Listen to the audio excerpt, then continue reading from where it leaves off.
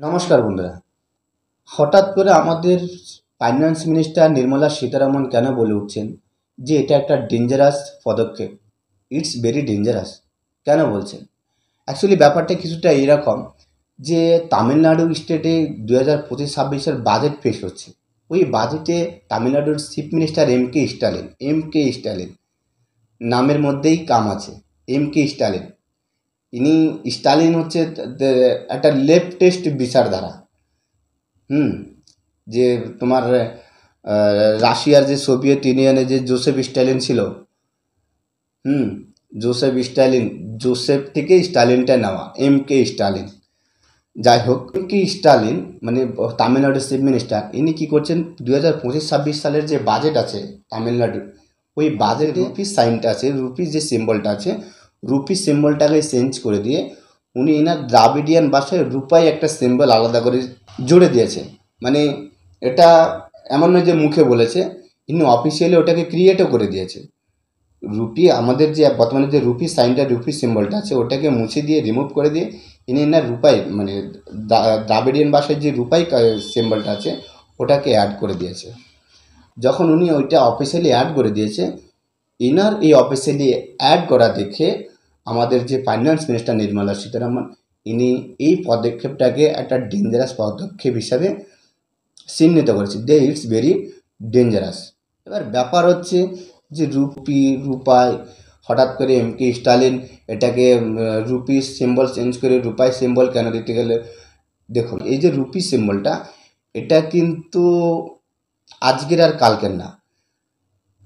এটা এখন থেকে 15 বছর 16 বছর আগে, মানে 2009-10 সালের দিকে এমন একটা টাইম, তামিলনাড়ুর একজন যুবকই এই রুপি সাইনটি তৈরি করেছে।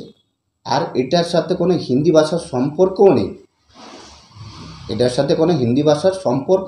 হচ্ছে একটা দেবনাগরী ভাষায় যে আমাদের যে রুপি কারেন্সির যে রুপি সাইনটা, এটা হিন্দি ভাষা নয়, এটা একটা দেবনাগরী ভাষা। এম কে স্টালিন এটা ভাবছে যে রুপির এই যে সিম্বল আছে, এটা থেকে হিন্দি ভাষা ভাব পাওয়া যায়, হিন্দি ভাষার একটা টান পাওয়া যায়। হ্যাঁ, এনার কথা হচ্ছে হিন্দি তো আমাদের পছন্দ নয়, হিন্দি কেন, যে আমরা আমাদের দ্রাবিডিয়ান ভাষায় একটা নতুন সিম্বল তৈরি করব, ইনি এটাই বুঝতে পারছে না যে রুপি যে সিম্বলটা, এটা একটা দেবনাগরী ভাষা, আর এটা ভারতের অন্য কোনো স্টেটের লোকেরা এটা তৈরি করেনি, এটা তামিলনাড়ু রাজ্যের একটা যুবকই তৈরি করেছে। তারপরে এনার পার্টির একজন ছেলে, নাম হচ্ছে উদয় কুমার মহাশয়, যে রুপি সিম্বলটা তৈরি করেছে ওটা তামিলনাড়ুর একটা যুবকই তৈরি করেছে। এটার নাম হচ্ছে উদয় কুমার মহাশয়। আর এই উদয় কুমার মহাশয় কে ছিলেন? উনি এই ডিএমকে, মানে যে এম কে স্টালিনের যে পার্টি, ডিএমকে পার্টির একটা এমএলএর ছেলে, এখন থেকে 15 বছর আগে তৈরি করেছে। যদি আপনার বিরোধ করার এত ইচ্ছে থাকতো, তো আপনি তখন বিরোধ করতে পারতেন।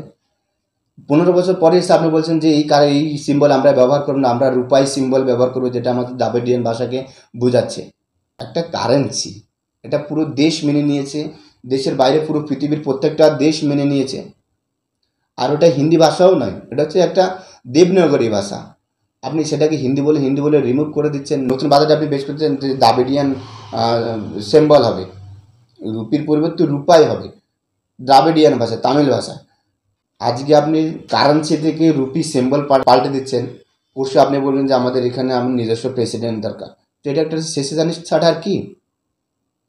সেসিজনিস্ট এর মানে হচ্ছে, ধরুন আপনি একটা দেশের এখন অবধি পার্ট আছেন, ইন ফিউচারে এর পার্ট নাও থাকতে পারেন, তাহলে এটা একটা দেশের জন্য থ্রেট ছাড়া আর কি? ওই জন্য আমাদের যে ফাইন্যান্স মিনিস্টার আছে নির্মলা সীতারামন, এনার কথা হচ্ছে যে ইটস ভেরি ডেঞ্জারাস। আজকে ইনি এটা করছেন, কালকেও আরও নতুন স্টেপ নেবেন, দেশবিরোধী স্টেপ নেবেন, সেটা তো মেনে নেওয়া যায় না। আপনার যদি কিছু বলার থাকতো, আপনার যদি অবজেকশন থাকতো, বা আপনার যদি বিরোধ করার ইচ্ছা থাকতো, 2009-10 সালে আপনি বিরোধ করতে পারতেন, যখন এটা প্রথমবার পুরো দেশ এটাকে মঞ্জুরি দিচ্ছে, পৃথিবী এটাকে মঞ্জুরি দিচ্ছে, বিরোধ করলে তখন করতে পারতেন। আজ এত বছর পরে আপনি এটা বিরোধ করছেন, এটা রাজনীতি ছাড়া আর কিছু নয়। রাজনীতি করার আর কোনো এজেন্ডা বেছে নেই, এটা নতুন এজেন্ডা। সে যাই হোক, এবার আপনার কি মতামত সেটা অবশ্যই নিশ্চয়ই কমেন্ট করে বলবেন। এই ভিডিওতে এটুকু, ধন্যবাদ।